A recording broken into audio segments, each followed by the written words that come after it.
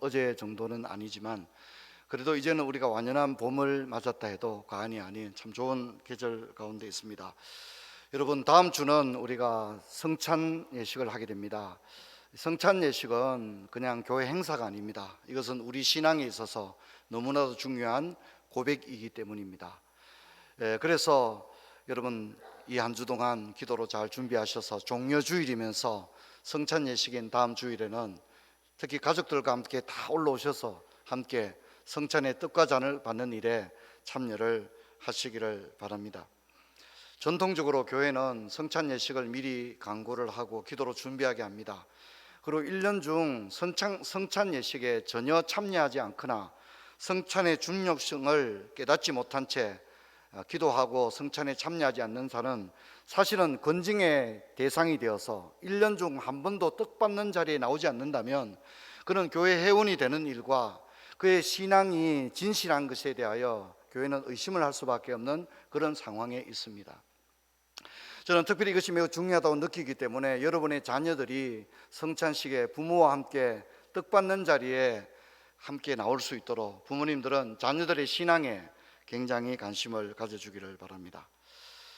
여러분, 오늘 제 인생 설교는 성자, 제자들을 부르신 예수님이라는 것입니다. 예수님은 이 땅에 오셔서 33년의 생애를 사셨는데 공생애 3년 동안 가르치시며 병을 고치시고 또 천국 복음을 전가하셨습니다. 그러나 이 공생애 3년에 사실은 실질적으로 중요한 일은 12명의 제자들과 동고동락하면서 그들을 예수님을 이은 복음의 전파자로 양성하는 일이었습니다. 주님은 십자가를 지시고 부활하신 다음에 성천하셨는데 주님이 하시던 그 천국 복음을 전가하는 일을 누가 뒤를 이어서 하게 되죠? 바로 제자들입니다. 근데 여러분, 제자라고 하는 게 하루아침에 만들어지고 세워질 수 없지 않습니까?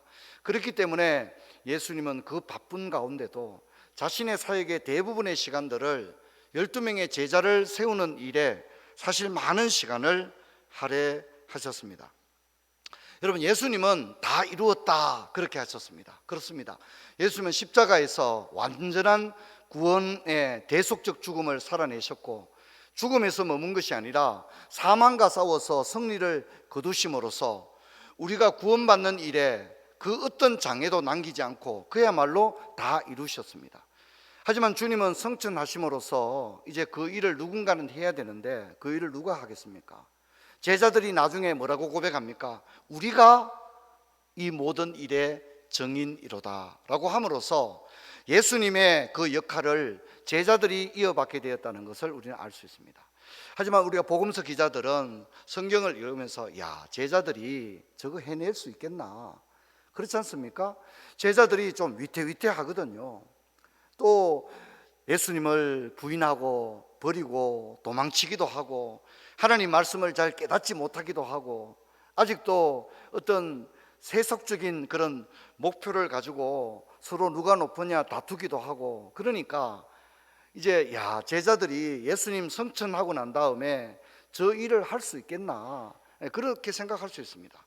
하지만 우리는 사도행전을 읽어보면 그것은 진짜 기우에 불과했음을 알게 되고 제자들은 너무나도 훌륭하게 예수님이 하시던 그 역할을 감당하는 것을 우리는 사도행전을 통해서 확인할 수가 있습니다. 그래서 주님은 제자들을 일꾼으로 준비를 시켰습니다. 여러분, 오늘 우리가 읽었던 본문은 베드로와 안드레, 야고보와 요한을 부르시는 장면인데 우리에게는 너무나도 익숙한 장면입니다. 자, 그런데 이제 여러분, 우리가 익숙하다는 것이 성경을 묵상하는 데는 별로 도움이 되지가 않습니다.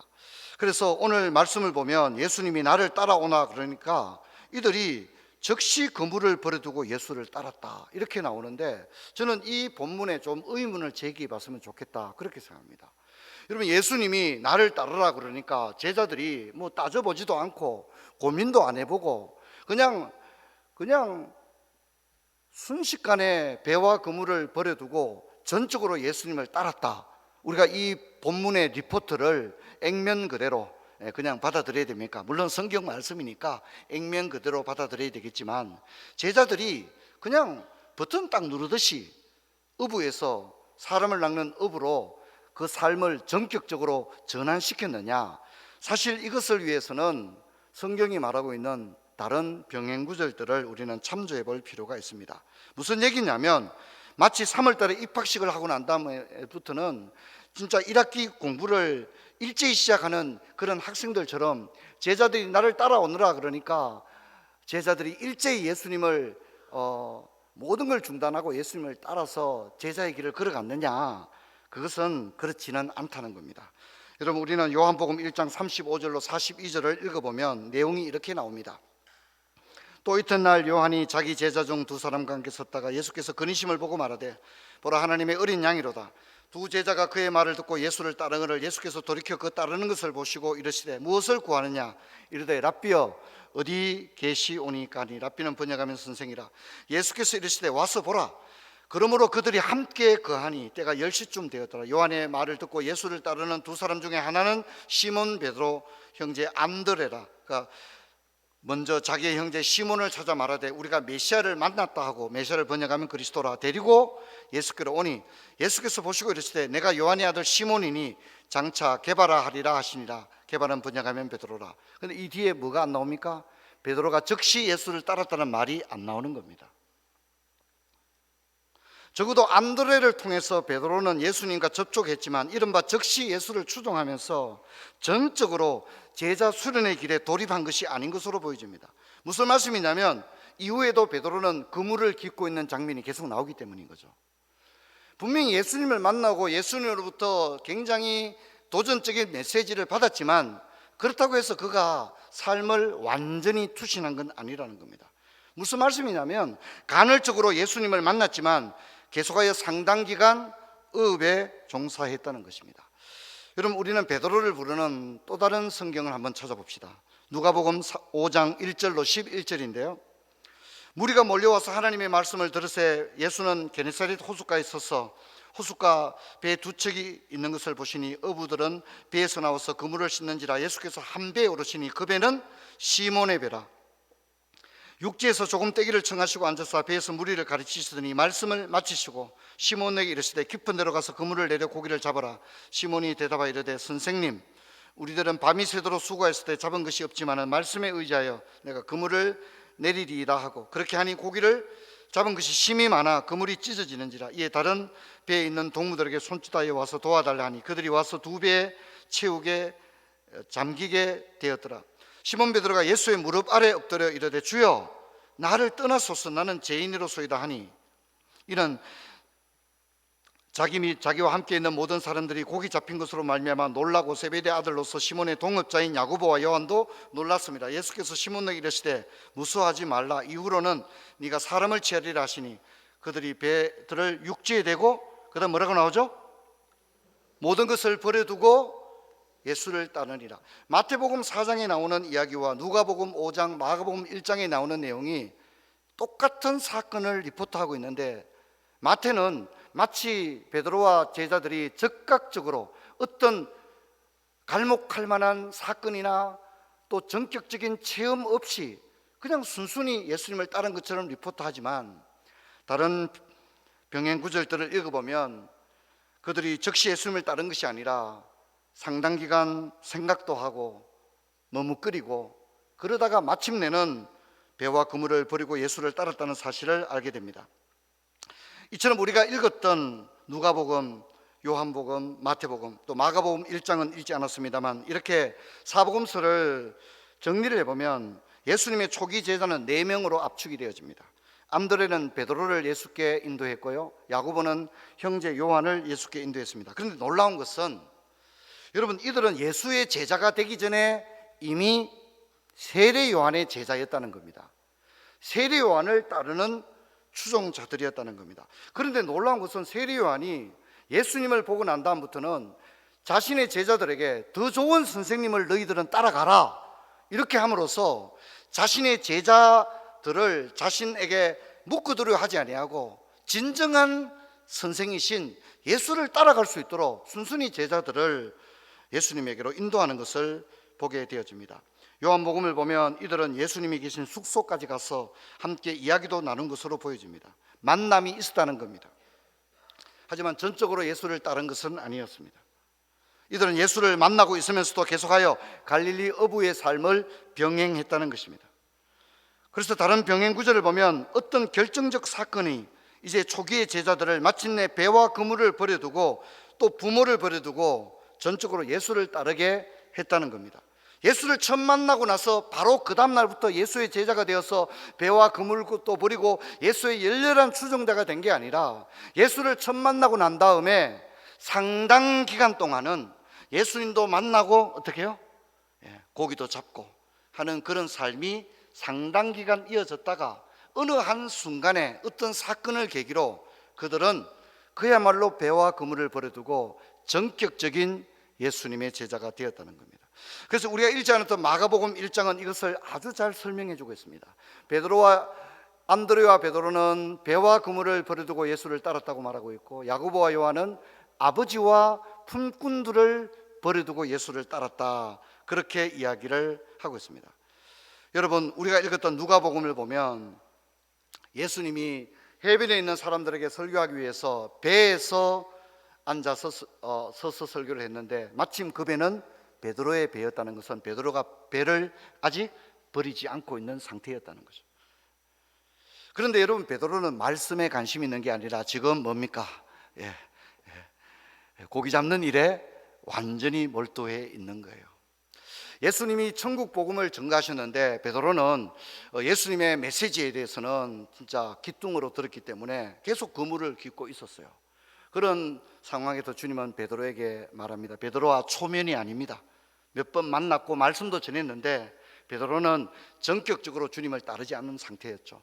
그때 고기잡이에 여전히 몰두해 있고 하나님의 메시지를 집중하지 못하고 있는 베드로에게 주님이 너희들이 고기를 좀 잡았느냐? 저희들이 밤새도록 한 마리도 못 잡았습니다. 깊은 데로 가서 그물을 던지라. 많은 고기를 거두게 되었는데 그때 베드로가 뭐라고 합니까? 주님, 이 기술 좀 가르쳐 주세요. 어군 탐지기 저도 한 대 사주세요. 그렇게 한 게 아니라 그제서야 베드로는 진짜 깨달은 거예요. 고기가 문제가 아니구나. 내가 만났던 저분은 그냥 단순한 가회 선생님이 아니구나. 저분은 그냥 그저 동네에 흔한 랍비가 아니라 저분은 보통 분이 아니라고 하는 사실을 그는 깨닫게 되었습니다. 그래서 그는 또한 무릎을 꿇었습니다. 선생님, 저를 수제자로 받아주세요가 아니라 베드로의 입에서 나온 말은 뭡니까? 주여, 나를 떠나소서. 나는 죄인입니다. 나를 떠나소서라고 이야기를 하게 됩니다. 그 순간에 베드로는 몇 번 간헐적으로 주님을 만났던 그 메시지가 마침내 살아 꿈틀거려서 베드로의 지성과 그 모든 것들을 순식간에, 베드로의 삶을 순식간에 송두리째 바꾸어 놓는 강력한 역사가 베드로의 내면 가운데 일어나게 되었던 것입니다. 그때 예수님은 베드로에게 뭐라 합니까? 두려워하지 말라. 너는 고기가 문제가 아니라 사람을 낚는, 사람을 취하는 그런 사람이 어부가 될 것이다. 그렇게 하고 베드로를 인도했습니다. 저는 이 장면을 여러분과 함께 생각해 보기를 원합니다. 적어도 베드로는 상당 기간 예수님을 알고 지냈지만, 또 만났지만, 또 예수님을 만나면서도 계속해서 갈릴리 어부로서의 삶을 살았지만, 예수님은 이런 베드로를 만날 때마다 나를 따라오너라 하셨다고 생각합니다. 하지만 베드로가 예수님을 버린 건 아니었지만 배도 버린 건 아니었다는 겁니다. 하지만 예수님은 이런 제자를 기다려 주었습니다. 왜 좀 빨리 결단하지 않느냐, 입학 여부를 3일 만에 결정해달라, 이런 식으로 하지 않고 주님은 상당 기간 인내를 가지고 세심하게 제자들을 기다려 주었습니다. 안드레, 야고보, 요한 모두 마찬가지였습니다. 그러다 예수님은 이 제자들에게 결정적인 체험을 통하여 잠깐 예수를 만나는 시간제 제자, 알바생 제자가 아니라 온종일 주님과 함께 제자의 길을 걸어가는 사람이 되었습니다. 여러분은 예수님을 그냥 좀 아는 사이입니까? 아니면 예수님을 온전히 따르는 제자입니까? 물론 예수님을 온전히 따르는 제자가 된다는 것은 오늘 본문에 나오는 것처럼 배와 그물을 버리고 아버지를 버려두고 예수를 따르니까 이걸 이단들이 이런 식으로 해석을 합니다. 이단들이 뭐라고 하냐면, 극단적으로 이 종교를 믿게 되면 가산을 완전히 처분하고 직장을 그만두고 퇴직금 다 받아가지고 우리 공동체로 들어와라, 그래서 집단 생활을 하게 하는 데가 뭐 우리나라에 얼마나 많은 그런 이단들이 있습니까? 근데 여러분, 여기서 예수님께서 배와 그물을 버리고 나를 따르라는 것은 진짜 우리의 가정도 버리고 부모도 버리고 자식들도 버리고 내 직장도 다 버리고 그렇게 예수님을 따라가란 말이 아니라, 이제는 삶의 우선순위가 배와 그물에 있는 것이 아니라 삶의 우선순위가 주님에게 있게 되는 것을 의미하는 줄로 믿습니다. 내가 여전히 배를 소유하고 있고 그물을 던지고 부모님을 모시고 살아가지만, 이제는 그것이 내 인생의 전부가 아니라 그것도 내게 주어진 사명이니까 그걸 감당해 나갑니다. 여전히 우리는 직장에 출근합니다. 하지만 이제는 깨달았습니다. 그게 내 인생의 전부가 아니라 내게는 주님이 더 소중하고 주님이 절대적 우선순위를 가지게 되는 그 순간이, 여러분, 우리가 주님의 제자가 되는 것, 여러분, 우리 모두가 그 자리에 이르게 되기를 주의 이름으로 축원합니다.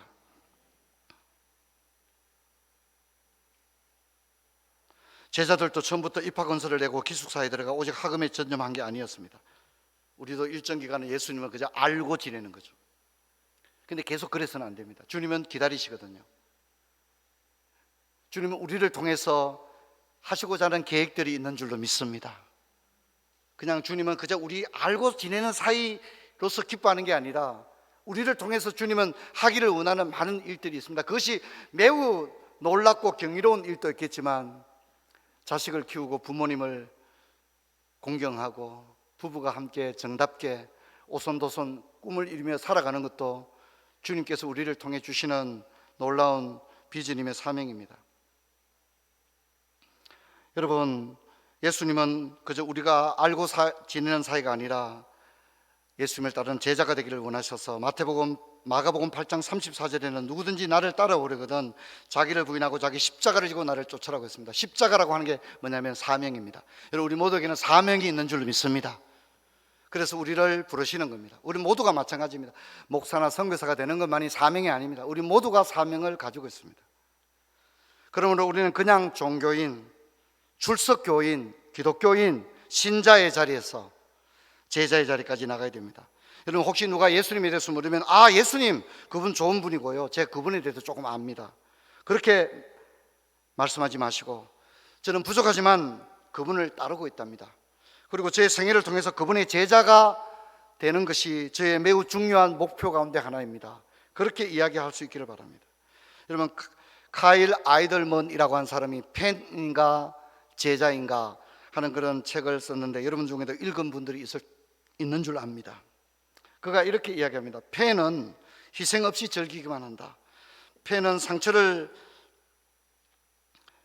받는 위험 없이 즐기려 한다. 팬은 희생 없이 챙기려고만 한다. 팬은 따라가지 않고 주춤거린다. 그렇다고 예수님의 관계를 원치 않는 것은 아니다. 단지 모험까지 할 생각은 없을 뿐이다. 팬은 예수님께 이렇게 맹세한다. 상황이 좋고 당신이 계약 조건을 잘 지키는 한 당신을 쫓겠습니다. 하지만 내게 너무 많은 것을 요구하신다면 제가 언제나 당신을 떠나게 될지도 모릅니다. 팬은 혹시 자신에게 피해가 올까 두려워서 예수님을 전심으로 따르지 못하는 사람이 팬인 것입니다. 여러분 어떻습니까? 예수님을 좀 알고, 그렇다고 예수님이 싫은 건 아니에요. 근데 예수님 너무 다가오는 것도 싫고, 예수님이 내 삶에 개입해서 이래라 저래라 그러고, 그래서 내가 주도적인 내 삶을 살지 못하고, 그런 것을 두려워해서 주님이 가까이 오시면 여러분이 멀어지는 그런 사람은 아닙니까? 여러분, 예수님은 제자들이 즉시 제자가 되는 길에 들어서지 않았지만 기다려주시고, 또 그냥 기다리기만 한 게 아니라 제자들이 자연스럽게 제자의 길을 들어설 수 있도록 굉장히 현실적인 부분을 어루만져 줬습니다. 저는 마태복음 8장 14, 15절을 읽을 때 굉장한 위로를 느끼고, 이 구절을 읽을 때 그냥 읽고 얼른 지나가는 게 아니라 이 구절을 읽고 너무 좋아서 잠시 이렇게 생각해 보기도 하고 그렇게 합니다. 우리 같이 한번 읽어보겠습니다. 예수께서 베드로의 집에 들어가사 그의 장모가 열병으로 앓아누운 것을 보시고 그의 손을 만지시니 열병이 떠나가고 여인이 일어나서 예수께 수종들더라. 여러분, 마태복음을 보면 마태복음 4장에 예수님이 베드로에게 나를 따르라 이렇게 얘기했어요. 그리고 예수님이 12명의 제자들의 명단을 발표하는 것은 마태복음 10장이에요. 근데 그 사이에 마태복음 8장에 금방 읽은 본문이 나오는데, 아직 베드로가 완전히 예수님의 12 제자로 그 명단이 확정되지 않았을 때 주님은 베드로가 가지고 있는 현실적인 문제를 보신 것 같아요. 베드로가 흔쾌히 주님의 제자로 나서기에는 베드로의 삶이 쉽지 않았던 거예요. 베드로에게 뭔가 선뜻 주님의 제자로 나가지 못하게 하는 그 뭔가가 있었는데, 그 중에 하나가 베드로의 장모님이 병에 앓아 있는 것이었던 것 같아요. 그 일은 베드로가 예수님의 제자로 전적으로 나서는 일에 뭔가 머뭇거리게 하는 요소였던 것 같아요. 그런데 예수님이 그런 베드로를 세심하게 돌봐주시는 겁니다. 그래서 베드로의 집을 방문해서 베드로가 주님의 제자로 나가는 길에 뭔가 걱정이 되는 그런 현실적인 문제를 어떻게 해요? 제거해 주시는 것을 보게 되어집니다. 제가 고등학교를 졸업하고 대학 진학을 하지 못하고 공장에 가서 돈을 좀 벌어서라도 등록금을 꼭 만들어서 학교에 들어가야 되겠다 이렇게 생각하고 그렇게 할 무렵에 제가 다녔던 교회 목사님과 또 저를 고등부 지도했던 전도사님이 저를 신학교 원서를 내주었습니다.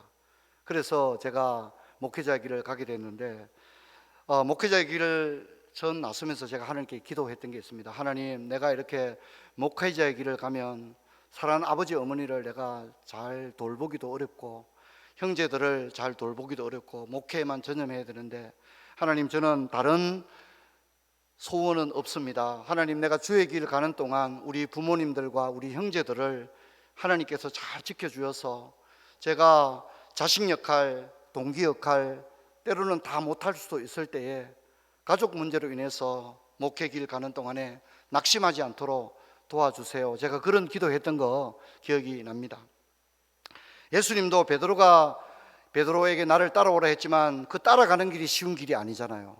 그걸 잘 아셨기 때문에 베드로가 가지고 있는 아픔, 베드로의 현실적 문제에 대해서 주님은 뭐 그런 거 신경 쓰냐, 그냥 따라오지, 이게 아니라 베드로가 흔쾌히 따라올 수 있도록 베드로가 가진 짐을 조금 들어주셨다 이렇게 생각되고, 여러분 그것이 우리 주님이신 줄로 믿습니다. 여러분 우리도 마찬가지입니다. 여러분 지금까지 주님은 여러분이 주님을 알고 지내는 사이에서 좀 더 그 관계가 발전해서 주님을 따르는 제자가 되기를 원하시고 주님은 여러분을 기다려 줍니다. 그리고 여러분에게 힘든 일이 있을 때마다 주님은 구경하신 것이 아니라 여러분이 용기를 잃지 않고 주님을 계속해서 따라올 수 있도록 제자의 길을 포기하지 않고 걸어갈 수 있도록 아마 여러분의 생애 주기에 일어나는 많은 일들을 주님은 못 본 채 하지 아니하시고 적극적으로 개입하셔서 베드로의 장모의 열병을 고쳐준 것처럼 하나님은 우리들에게 은혜를 베풀어 주신 줄로 믿습니다. 그런데 여러분 어떻습니까? 그럼에도 불구하고 우리가 계속하여 주님께 나가지 못한다면 여러분 그것은 얼마나 주님을 안타깝게 하는 일입니까?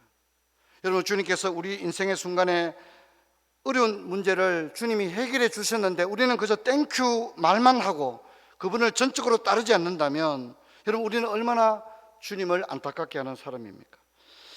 여러분 혹시 여러분들이 주님께서 여러분이 제자의 길로 나오기를 기다리고 계신데도 계속 주님을 멀찍이서만 따라가려고 한다면 이제는 주님이 가신 그 좁은 길을 따라 나서는 주님의 제자의 삶으로 여러분의 신앙생활을 한 단계 이렇게 옮겨 가시게 되기를 주의 이름으로 축원합니다.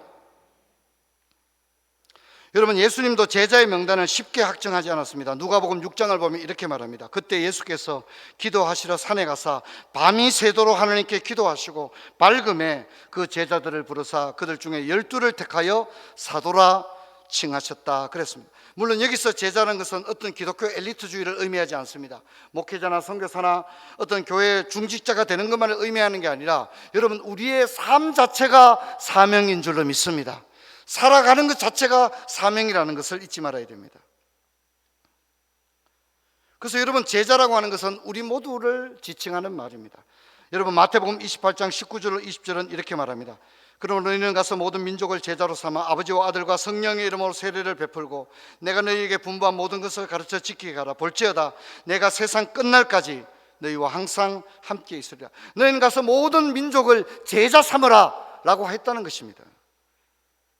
이것은 모든 사람이 예수님을 그저 좀 아는 사이가 아니라 제자가 되어야 한다는 것입니다. 이것이 주님이 오신 목적이고 주님은 제자들을 부르시는 예수님이십니다. 그래서 예수님은 제자들에게 모든 민족을 전도해라, 모든 민족들에게 교회에 나오게 해라, 모든 사람들을 등록시켜라, 그런 식으로 말하지 않고 제자 삼으라고 하신 것은 그런 의미인 겁니다. 그러므로 사실은 우리 모두는 제자가 되어야 하는 것이 주님의 큰 그림 속에 있는 것입니다. 그러므로 우리는 단순히 전도한다는 차원에서 제자 삼는다는 차원으로까지 나가야 합니다. 그리고 자신의 정체성을 고백할 때 나는 단순한 출석교인, 단순한 신자가 아니라 나는 또한 주님의 제자라고 고백을 할 수 있어야 됩니다. 그래서 사도 바울은 이렇게 말합니다. 디모데후서 2장 2절에서 우리 같이 한번 읽겠습니다. 또 내가 만인 정인 앞에서 내게 들은 바를 충성된 사람들에게 부탁하라. 그들이 또 다른 사람을 가르칠 수 있으라. 평생을 꽃꽂이를 했습니다. 자랑이 아닙니다. 그건 자랑이 아니에요. 내가 꽃꽂이를 영원히 할 수는 없잖아요. 그러면 꽃꽂이를 젊은 집사들에게 가르쳐서 또 다른 사람이 꽃꽂이를 계속해 나갈 수 있도록 하는 것이 또 다른 사람들에게 부탁하라, 이렇게 말하고 있다는 겁니다. 여러분, 복음이 나에게서 끝나지 않게 되기를 주의 이름으로 축원합니다. 가정도 마찬가지입니다. 선조 때 신앙이 잘 내려왔는데 이제 끊기게 됐습니다. 여러분, 그러면 내 선에서 끊어지는 게 아닙니까? 복음이 계속해서 흘러가게 하시기를 주의 이름으로 축원합니다. 그래서 며느리 뽑고 사돈 사위 뽑고 이럴 때 뭐 직장 보고 이런 것만 하지 마시고, 오늘 제가 새벽 기도 때 그런 얘기 했습니다. 여러분, 자녀들 목표가 뭡니까? 목표는 둘째치고 애들이 교회를 안 나옵니다. 목사 장로 자식들도 교회를 안 나옵니다. 지금 여러분, 우리가 어떻게 기도해야 됩니까? 저는 오늘 새벽에 그런 얘기 했습니다. 여러분, 우리 아이들이 교회 집사님이 되시기를 바랍니다. 아멘. 우리 아이들이 교회 집사님이 되었으면 좋겠어요. 우리 아이들이 교회 집사님이 되었으면 좋겠어요. 여러분, 아이들이 뭐 중고등 청년부 임원하고 뭐 찬양 연습하러 간다 이러면 뭐 막 핍박하지 말고 차도 한 대 막 사주시고 막 그래 하십시오. 아이들이 교회 일 하는 거 얼마나 이쁩니까? 지금 애들이 교회를 안 나오는데,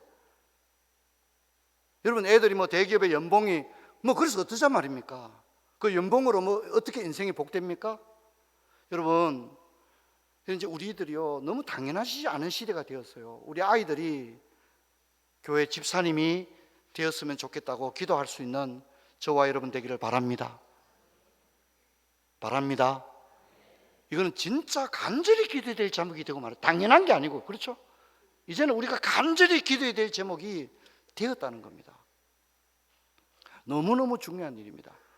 여러분, 아이들이 교회에서 주일학교 선생도 하고 찬양대도 하고 또 고등부도 하고 막 청년부 임원하고 이러면요, 부모님들이 막 또 어디 갔다 오노 이러면 안 되고요. 막 그냥 막 차도 막 아빠 차 쓰라 교회 일 하는데 카드도 막 주고 표정이 어둡습니다. 카드도 막 주고, 어디 가서 우리 결혼한 애가 이번에 교회 집사 임명 받았다고 어디 가서 막 한턱 막 내고 그래야 됩니다. 이제 막 한턱 막 내야 됩니다. 할렐루야. 아멘. 좀 크게 합시다. 할렐루야. 웃을 일이 아닙니다. 여러분, 진짜 우리 큰일 났습니다. 큰일 났어요. 여러분, 자신 있어요? 저도 자신 없어요. 저도 아이 셋 키우면서 진짜 우리 아이들이 다 교회 집사 된다는 자신이 없어요. 진짜 두려워요. 설교는 뭐 땀 뻘뻘 흘려가면서 하면 뭐합니까? 여러분, 진짜 우리 생각 많이 해야 될 때가 왔다는 생각을 진실로 하게 됩니다. 네게 들은 바를 충성된 사람에게 부탁하라. 그가 또 다른 사람을 가르칠 수 있으리라. 여러분, 우리가 가정에서도 교회에서도 나만 독불장군이 아니라 나를 이어서 또 일을 할 수 있도록 여러분, 젊은 30대 40대 젊은 집사님들도 막 사랑으로 아껴주시기 바랍니다. 할렐루야. 아멘. 크게 합시다. 할렐루야. 나만 뭐 열심히 잘한 게 되는 게 아니라 나 때 그냥 끝나보면 안 되잖아요. 뒤를 이어서 계속해서 집사님들이 나오고 또 계속해서 충성된 권사님들이 계속해서 나올 수 있도록 여러분, 우리는 그들을 좀 미숙해도 격려하고 계속 그렇게 할 수 있는 교회가 되어야 하는 것입니다. 여러분, 오늘 저는 이렇게 말씀했습니다. 베드로를 비롯한 제자들이 하루아침에 제자가 된 건 아니었다. 그들도 때로는 망설였고 때로는 기다렸는데 주님은 시간을 주면서 세심하게 그들을 어루만지시면서 마침내는 주님을 따르는 제자가 될 수 있도록 했고, 또 제자들이 3년 동안 따라다녔지만 별로 시원치 않았어요. 그렇죠, 그죠? 저리 가야 되겠나 막 버리고 도망도 가고. 그렇지만은 주님은 성천하시면서도 그냥 간 게 아니에요. 내가 가면 진리의 성령을 너희들에게 보낼 것이다. 그가 생각나게 하고 너희들을 진리 가운데로 인도할 것이다. 할렐루야. 주님이 떠나지만 무책임한 게 떠난 게 아니에요. 내가 가면 성령을 너희에게 보낼 것이다.